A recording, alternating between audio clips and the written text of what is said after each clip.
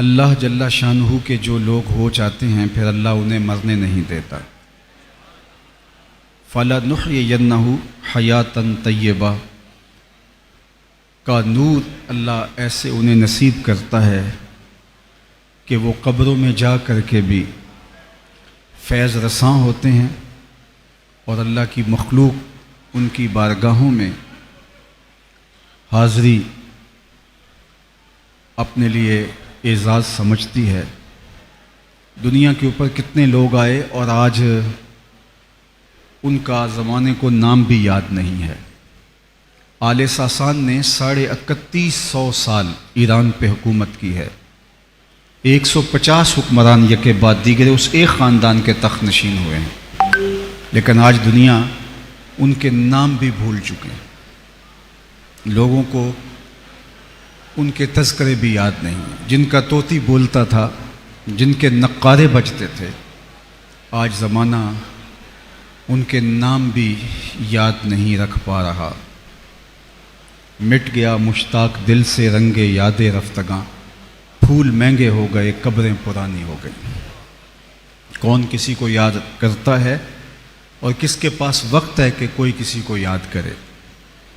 یہ بالکل، میں گجرانوالہ سے لاہور آتا ہوں تو بائیں جانب راوی سے پہلے جہانگیر کا مقبرہ پڑتا ہے۔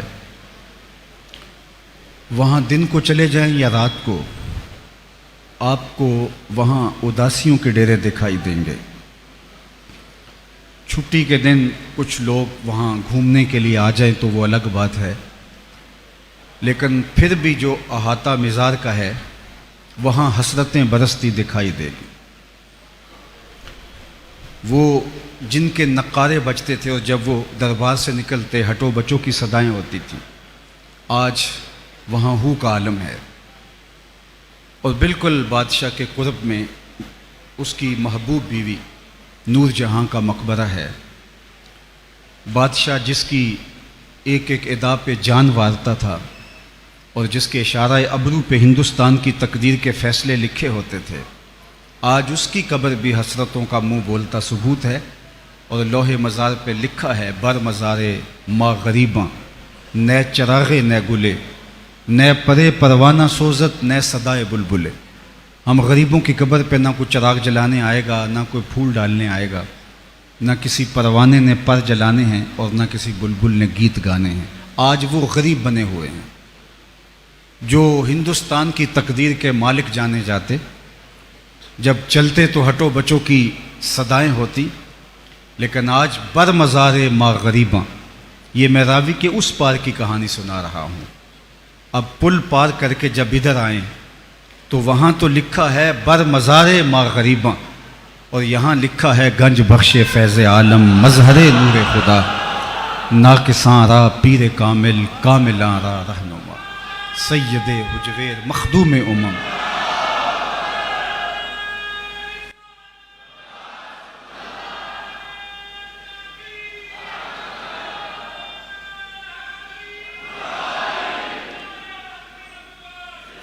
ایک لوح مزار وہ بھی ہے اور ایک لوح مزار یہ بھی ہے۔ وہ ایک شہنشاہ کا مقبرہ ہے اور یہ ایک گدڑی پوش فقیر کا مزار نور ہے۔ وہاں دن کو بھی اداسی ہے، یہاں رات کے پچھلے پہر بھی آ جاؤ تو ہجوم عاشقاں ملے گا۔ وہ منظر آپ کو یاد ہوگا جب مدارس پہ، مساجد پہ، امام بارگاہوں پہ، بازاروں میں، گلی محلوں اور کوچوں میں بم دھماکے ہو رہے تھے، اور جہاں بم دھماکہ ہوتا تو خوف اور ہراس پھیل جاتا۔ ماحول خوبصورت اور سیکورٹی کے انتظام کرنے کے باوجود بھی وہاں جانے کا حوصلہ نہ ہوتا۔ آپ کے یہاں لاہور میں مون مارکیٹ کے اندر جب حادثہ ہوا تو بعد میں اس کی سیکورٹی باقی مارکیٹوں کی نسبت زیادہ بہتر کر دی گئی، لیکن لوگ اس سمت رخ نہیں کر رہے تھے۔ وہ ماضی کا تصور اتنا بھیانک تھا جب ماؤں کے ساتھ آئے ہوئے بچوں کے بدن کی بوٹیاں دیواروں سے چپک گئیں، اور وہ دردناک سانحہ اور وہ منظر لوگوں کے لیے کتنا تکلیف دہ تھا۔ بارہا اعلان کیے جاتے رہے کہ یہ مارکیٹ باقی مارکیٹوں کی نسبت زیادہ محفوظ ہے، لیکن لوگ وہاں کئی مہینے رخ نہیں کر رہے تھے۔ یہ کہانی ایک مارکیٹ کی سنا رہا ہوں۔ اور جب یہاں بم دھماکہ ہوا اور ساری رات لاشیں اٹھائی جاتی رہیں، سحری کے وقت فرش خون سے دھویا گیا، اور جب فجر کی نماز ہوئی تو سارا لاہور امڈ آیا تھا۔ میری مشاطگی کی کیا ضرورت حسن معنی کو، کہ فطرت خود بخود کرتی ہے لالے کی حنا بندی۔ اللہ کا وعدہ ہے فَلَا نُحْيِيَنَّهُ حَيَاتًا طَيِّبَةً، جو میرے ہو جائیں پھر میں ان کو مرنے نہیں دیتا، ان کو ستھری پاکیزہ زندگی عطا کر دیتا ہوں۔ ان کی دنیاوی زندگی بھی اللہ نے جس شان و شوکت کے ساتھ رکھی ہوتی ہے، لیکن جو انتقال کے بعد اللہ ان کو اعزاز و تکریم دیتا ہے، جو شانیں دیتا ہے، پھر وہ انہی کا مقسوم ہوتا ہے۔ یہ اللہ کے بندے، یہ پاکان امت، یہ پارسا لوگ اس مرتبہ رفیع تک کیسے فائز المرام ہوتے ہیں، تو آپ کی بھرپور توجہ چاہوں گا، اور عالی مرتبت علماء کرام، مشائخ اعظام، ان کی دعاؤں کا طالب رہوں گا۔ تو اللہ تعالیٰ نے اپنے پاکیزہ بندوں کا ذکر کیا، جن کے لیے شریعت میں اصطلاح ہے ولی اللہ کی۔ انہیں خوف و حزن نہیں ہے، یہ کسی ڈر اور کسی خطرے سے اپنی زندگی نہیں گزار رہے ہوتے، ایک مطمئن اور خوشگوار زندگی ان کا مقسوم ہوتا ہے۔ تو یہ پاکیزہ بندے اس مرتبہ رفیع تک کیسے پہنچتے ہیں؟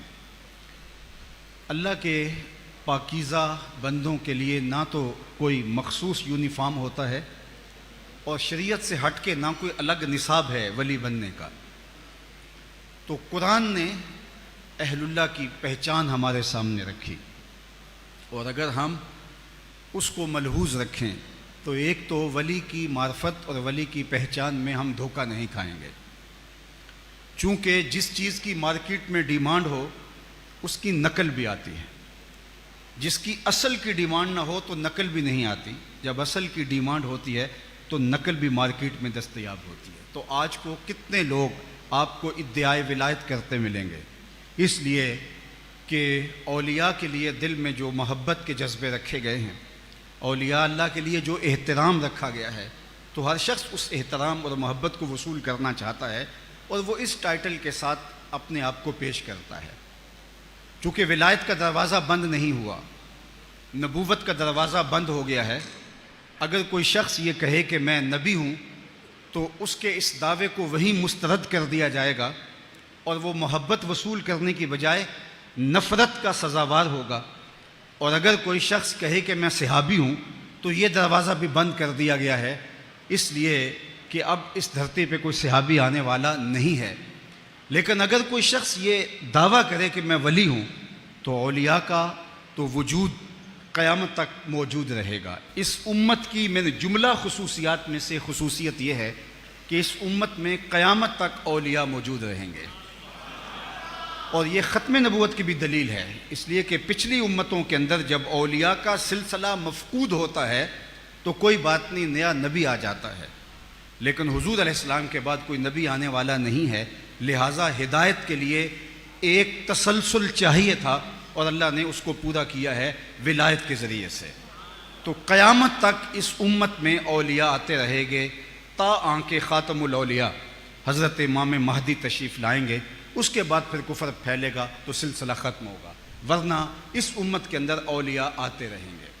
اولیاء کے لیے الگ کوئی یونیفارم نہیں ہے، اولیاء کے لیے الگ کوئی نصاب نہیں ہے، اور پھر کوئی بھی دعویٰ کر سکتا ہے۔ تو جب تک ہم جو ہے وہ معرفت حاصل نہ کر لیں ان علامات کی، اور اولیاء اللہ کے لیے اللہ جل شانہ نے جو ہمیں پہچان بیان فرمائی ہے، تو پھر ہم ہر دوسرے تیسرے دن دھوکہ کھاتے رہیں گے۔ اور پھر ہوتا یہ ہے کہ جب کوئی شخص دھوکہ کھائے کسی 2 نمبر آدمی سے، تو پھر مسلسل دھوکوں کی وجہ سے وہ حقیقت کا بھی منکر ہو جاتا ہے، حقیقت کا بھی انکار کر دیتا ہے۔ بہت سارے لوگ جو اولیاء کے منکر ہیں، تو اس کے بنیادی اسباب جب انکار شروع ہوا تھا تو کچھ دھوکہ بازوں کی دھوکہ دہی کا نتیجہ تھا، بعد میں باقاعدہ وہ مسلک بن کے بھی کھڑے ہو گئے۔ اس لیے ہمیں اہل اللہ کی معرفت، اہل اللہ کی پہچان کرنے کی ضرورت ہے، اور یہ بات بھی ذہن نشین رہے کہ اہل اللہ کے لیے جو کرامت اللہ کی طرف سے ان کو دیا جانے والا اعزاز ہے، یہ عام آدمی کے بس کا روگ نہیں ہے کہ وہ اس کو پہچان سکے، اس لیے کہ استدراج کے اندر اور کرامت کے اندر جو فرق ہے اس کو عام آدمی جو ہے سمجھ ہی نہیں پاتا۔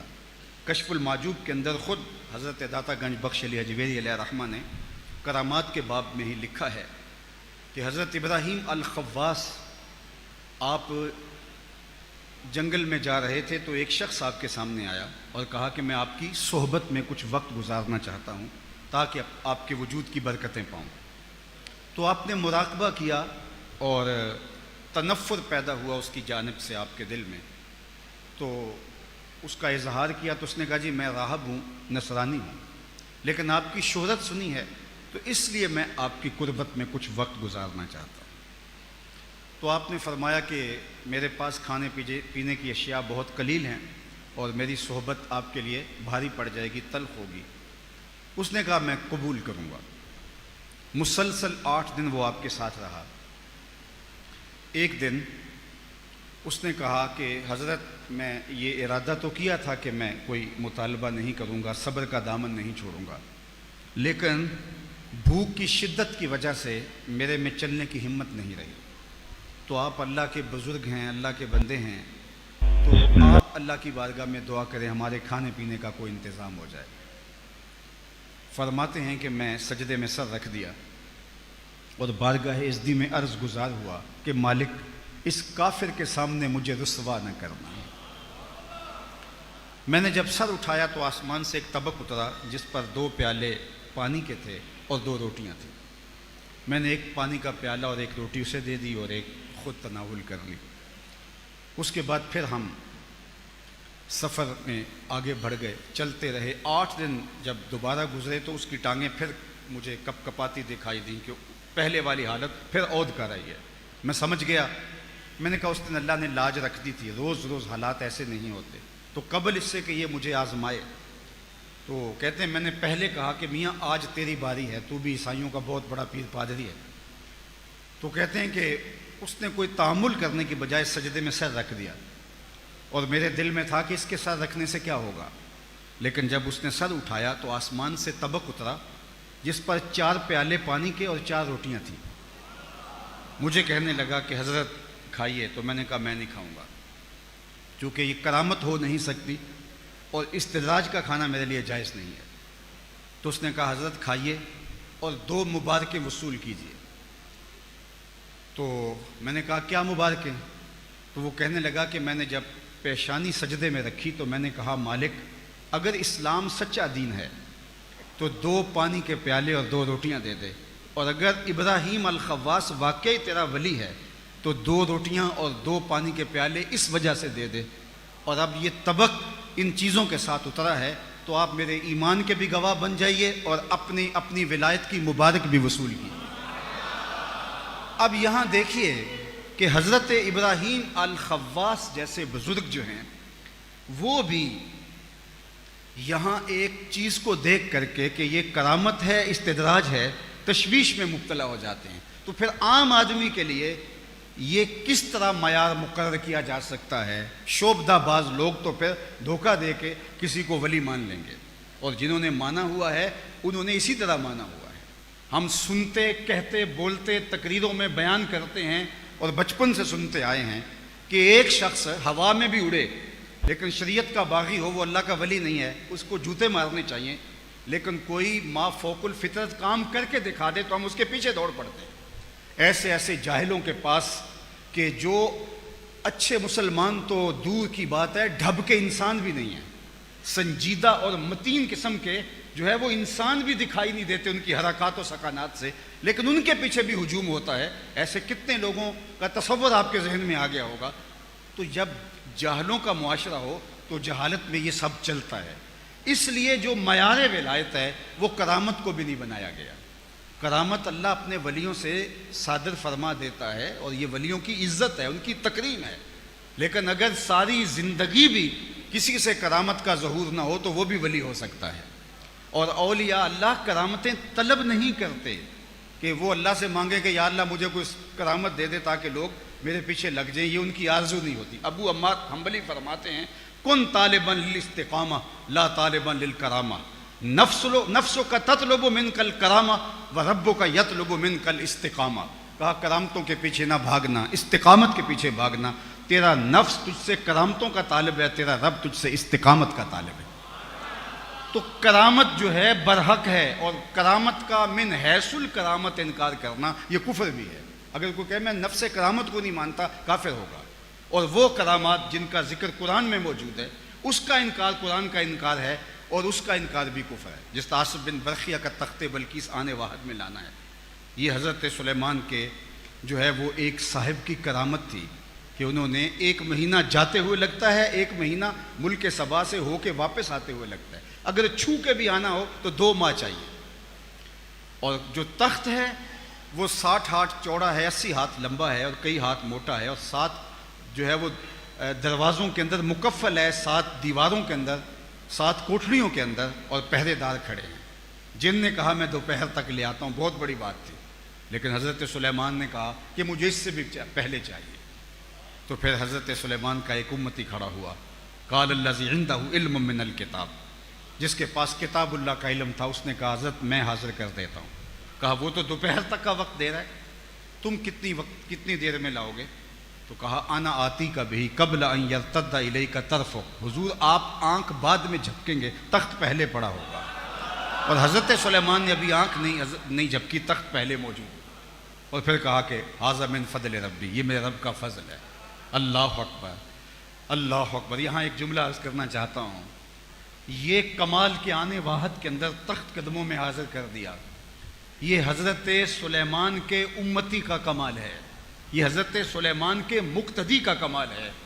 جب حضرت سلیمان کے مقتدی کا یہ کمال ہے کہ آنے واحد میں 1 مہینے کی مسافت سے تخت لا کے قدموں میں حاضر کر دیتا ہے، اور خود مقتدی بن کر حضرت سلیمان جس پیغمبر کی اقتداء میں کھڑے ہیں، اس مقتدا کی شان کا عالم کیا ہوگا، ان کی عظمتوں کا عالم کیا ہوگا۔ میں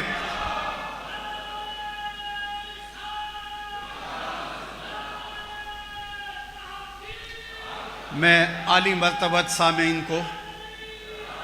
مرتبت سامعین سے گزارش کروں گا کہ یہ جذبہ جو آپ کا ہے کسی اور موقع پر اس کا اظہار ہو سکتا ہے، اور یہ نعرہ ہمارے مزاج میں، ہمارے مسلک میں جو ہے وہ شامل ہے، میں اس کا منکر نہیں ہوں، لیکن کبھی کبھی ایسا ہوتا ہے کہ نظارے کے لیے جنبش مژگاں بھی بھار ہے، نرگس کی آنکھ سے تجھے دیکھا کرے کوئی۔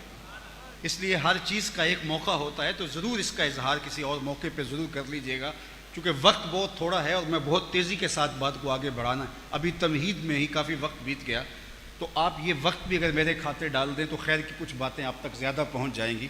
یہ شوق تو آپ کہیں کھڑے ہو کے بھی پورا کر سکتے ہیں۔ تو میں عرض کر رہا تھا کہ کرامت کا من حیث الکرامت انکار کفر ہے۔ وہ کرامت جن کا بیان قرآن کے دامن میں، جس آصف بن برخیہ کی کرامت ہے، حضرت مریم کے حجرے میں بے موسم پھلوں کا آنا، یہ ولیہ کی کرامت ہے۔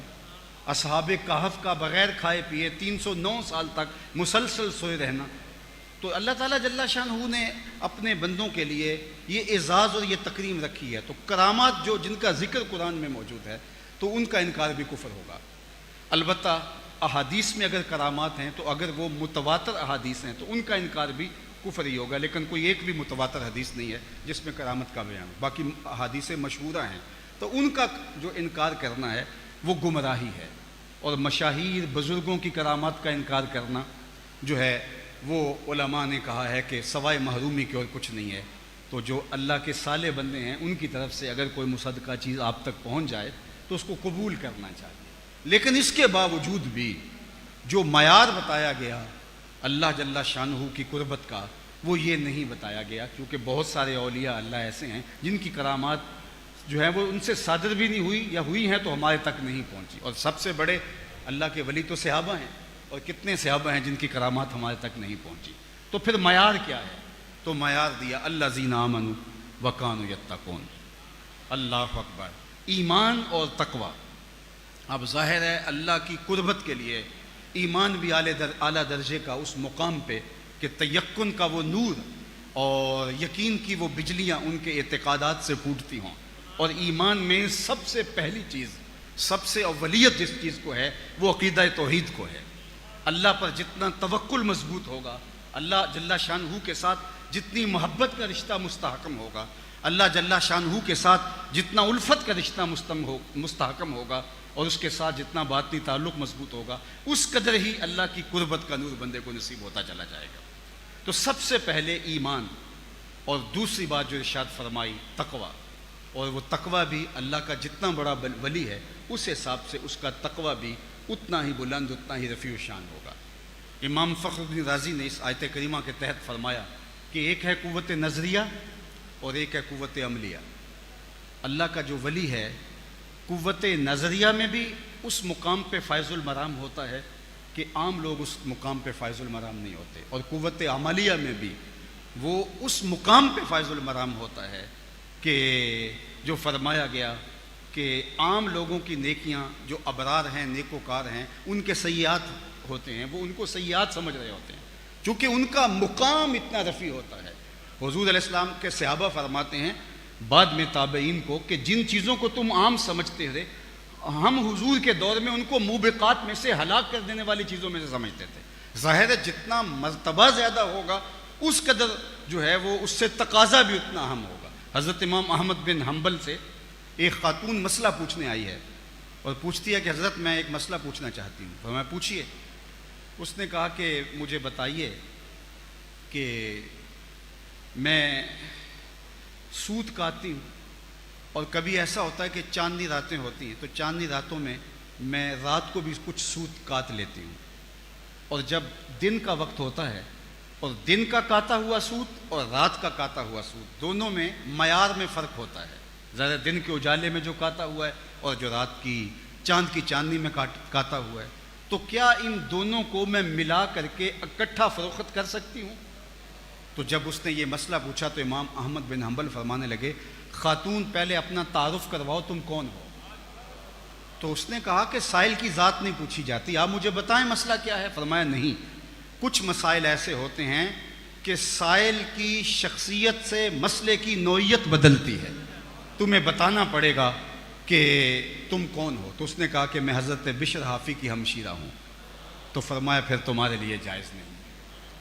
تو جو اللہ کے بندے ہوتے ہیں ان کا پھر عمل بھی اس اعتبار سے اس درجے کا ان کا عمل ہوتا ہے چونکہ اللہ نے ان کو مقامات رفیع پر فائز المرام ہوتا ہے تو ان کی احتیاطیں. حاتم اصم کی زندگی دیکھیے، ساری زندگی بہرے بنے رہے. حضرت حاتم اصم جو ہیں وہ بہرے نہیں تھے، لیکن کس طرح بہرے بنے کہ ایک خاتون مسئلہ پوچھنے آئی اور بیٹھتے بیٹھتے اس کی ہوا خارج ہو گئی. یہ انسان کا ایک طبعی عارضہ ہے، لیکن یہ انسان اس میں اپنی شرمندگی بھی محسوس کرتا. پھر ذات کی خاتون تھی تو اس کو بڑی سبکی ہوئی کہ حضرت میرے بارے میں کیا سوچیں گے. تو جب اس نے مسئلہ بیان کرنے لگی اور اس کے چہرے پہ شرمندگی کے جو ہے وہ آثار تھے کہ حضرت کے سامنے یہ ہو گیا، تو حضرت جب وہ آپ سے ہم کلام ہوئی تو آپ نے ایسے کہا کہ ذرا اونچی بولنا.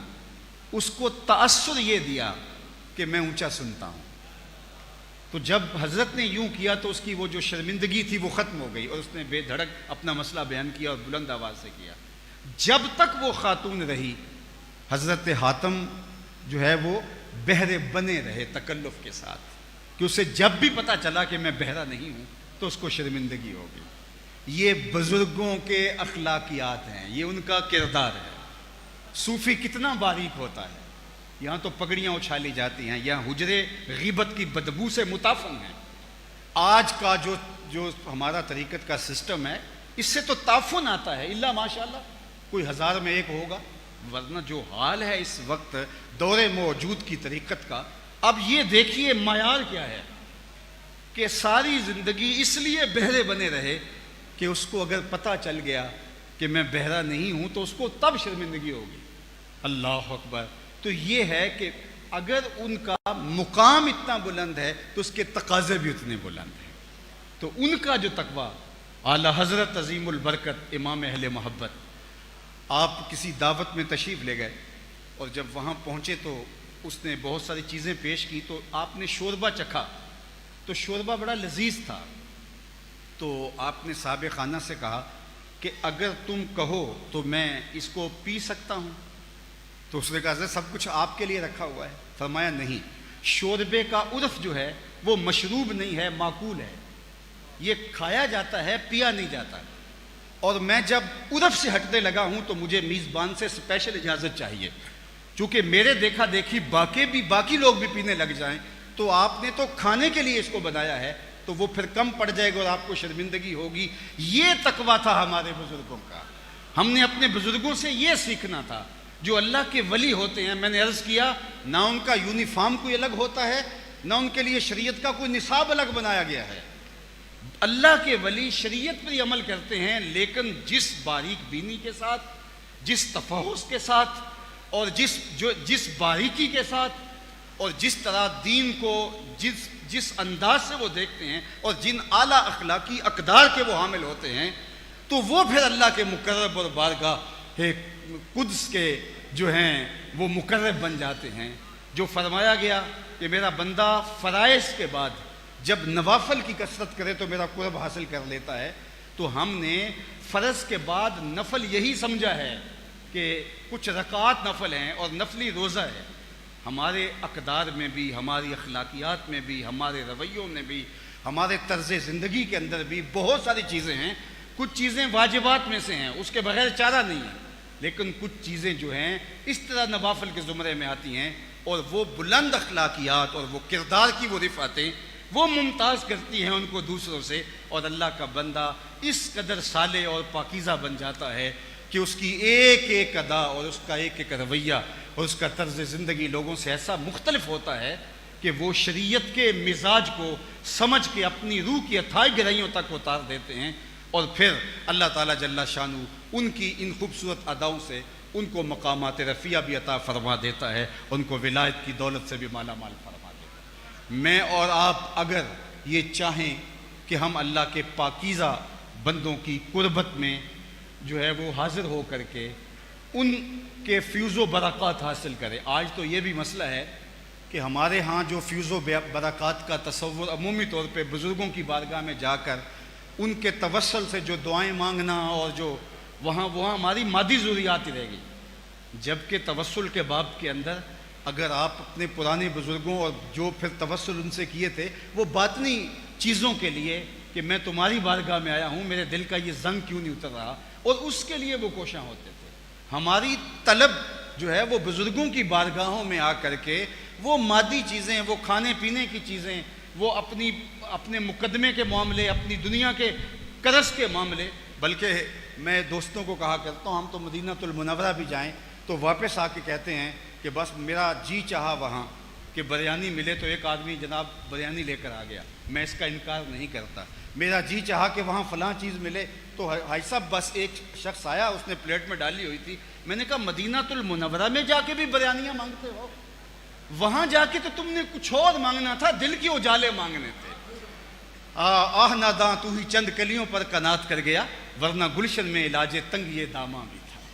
تو بزرگوں کی بارگاہوں میں آ کر کے ہمارا دامن طلب، ہماری وسعت کیا ہونی چاہیے۔ کسی کے ظرف کا پتہ تبھی چلے گا کہ اس کی ڈیمانڈ کیا ہے، اس کی طلب کیا ہے، جو اس کی طلب ہوگی اس سے پتہ چلے گا اس کے اندر کیا چل رہا ہے۔ وہ کیا کسی نے کہا تھا نا کہ جام نہ دے حسن طلب کی داد ہی دے، یعنی جو حسن طلب ہے وہ کتنا بڑا ہے، تو وہ حسن طلب ہمارا ان بزرگوں کی بارگاہوں میں آ کے کس طرح دامن پھیلتے اور ہم ان سے کس چیز کا تقاضا کرتے ہیں۔ آج ہم بد اخلاقیوں میں مبتلا ہیں، آج ہمارے دل وسوسوں کا شکار ہیں، آج ہماری نمازوں میں خشوع و خضوع باقی نہیں رہا، آج ہماری زندگیوں کے اندر غیبت اور نفرت اور حسد اور بغض اور کینے اور عجب اور پتہ نہیں کیا کچھ ہمارا اندر لٹ گیا ہوا ہے۔ آج سجدوں کا وہ نور ہمیں نصیب ہی نہیں ہو رہا، ہم صرف سوائے ٹکرے مارنے کے اور کچھ نہیں کر رہے۔ حضور داتا گنج بخش علی حجویری کی بارگاہ میں آئے ہیں، تو یہاں اللہ کی بارگاہ میں دعا کیجئے ان کے پاکیزہ وسیلے کے ساتھ کہ میرے مالک تیرے بندے کی چوکھٹ پہ آیا ہوں، ان کی روح پاک کے تقدس سے من کو روشنی عطا کر دے، مجھے لذت سجدہ عطا کر دے، مجھے قیام کا نور عطا کر دے، میرے اندر کے سارے جو ہیں وہ اغراض کی جو میل کچیل جمی ہوئی ہے اللہ وہ دور کر کے میرے باطن کو ستھرائیوں کا، پاکیزگیوں کا اور عفتوں کا نور عطا فرما دے۔ تو ان پاک باز بندوں سے آ کے ہم نے اپنی ان علائشوں سے اپنے آپ کو پاک کرنا تھا اور اپنے اندر کی صفائی اور اپنے اندر کی ستھرائی کا سامان کرنا تھا۔ اور انہوں نے جن اقدار کے ذریعے، جن عالی مرتبت اخلاقیات کے ذریعے، جس حسن عمل کے ذریعے، کثرت نوافل کے ذریعے، شریعت کے مزاج کا جو تقاضا بھی تھا اس تقاضوں کو ملحوظ رکھ کے اپنی زندگی کو مرتب اور منظم کرنے کے ذریعے جو مقام رفیع پایا ہے، ہم ایسے پاکیزہ بندوں کے حضور حاضر ہو کے عرض گزار ہوں کہ ہمیں بھی ایمان کا وہ مقام اور ایمان کا وہ نور چاہیے اور ایمان کا جو ہے وہ مرتبہ چاہیے کہ توحید کے نور سے لے کر جناب رسالت مآب صلی اللہ علیہ وآلہ وسلم کے ساتھ ہمارا باطن کا تعلق اور آخرت کا تصور جو ہمارے بنیادی 3 عقائد ہیں ان کے اندر ہمیں اس قدر تیقن اور اس قدر کیفیت اور اس قدر جو ہے وہ نور ہونا چاہیے کہ ہم اس عقیدے کے نتیجے کے اندر ایک بے خوف، ایک صالح اور ایک پاکیزہ انسان بن سکتے ہیں۔ اور وہ ایمان اہل اللہ کی صحبت سے آ کر کے ہمیں حاصل ہوتا ہے، بلکہ ہمیں تو یہ بھی بتایا گیا اذا تحیرتم فی الامور فاستعینوا من اہل القبور، جب تم امور کے اندر تحیر میں مبتلا ہو جاؤ تو اہل قبور کی بارگاہ میں آ کے جب تم حاضری دیتے ہو تو تمہارے اس مرض کا بھی علاج ہوتا ہے۔ اس لیے اگر مانگنے کا سلیقہ ہے تو ہمیں ان بزرگوں کی بارگاہ سے وہ باطنی چیزیں مانگنی چاہیے، اور اگر ہمیں سلیقہ نہیں آتا تو ہمیں خاموش ہو کے بیٹھنا چاہیے اور فیض کا انحصار کرنا چاہیے اور ان کی مرضی پہ چھوڑنا چاہیے کہ وہ ہمارے باطن کو کیا دیتے ہیں، اور ہم اپنی جو چیزیں ہیں اور اپنی جو ہماری جو ہے وہ جو ہے سطحی سی خواہشات ہیں ان کے لیے اتنی بڑی بارگاہوں میں آ کر کے جو ہے وہ قیمتی وقت کو یوں برباد نہ کریں۔ تو اللہ جل شانہ کی بارگاہ میں آپ سارے لوگوں کی آمین کے ساتھ دعا ہے کہ ہم اس پاکیزہ ہستی کی بارگاہ میں اللہ اکبر، جو بابا فرید کا بھی باب مراد تھا، اللہ اکبر، جہاں خواجہ معین الدین چشتی اجمیری بھی آ کر کے 40 دن چلہ کشی کرتے ہیں اور پھر وہ پلٹتے ہوئے کہتے ہیں گنج بخش فیض عالم مظہر نور۔ اللہ اکبر، وہ وہاں وہ نہیں لینے آئے تھے یہاں جو ہم یہاں مانگنے آتے ہیں، ان کی ضرورت، ان کی طلب وہ نہیں تھی جو ہماری طلب ہے ان بارگاہوں میں آنے کی، ان کی جو طلب تھی ان کو ان کے ظرف کے مطابق ملا، اور پھر پلٹ کے انہوں نے کہا کہ میاں میں نے تو اس گنج بخش کی بارگاہ سے جو باطن کے اجالے پائے ہیں اور پھر وہ روشنی جو ملی، پھر نظر میں وہ کرشمہ سازیاں پیدا ہوئیں کہ ان کی نظر اٹھتی ہے اور 90 لاکھ کافر کلمہ توحید پڑھ لیتے ہیں۔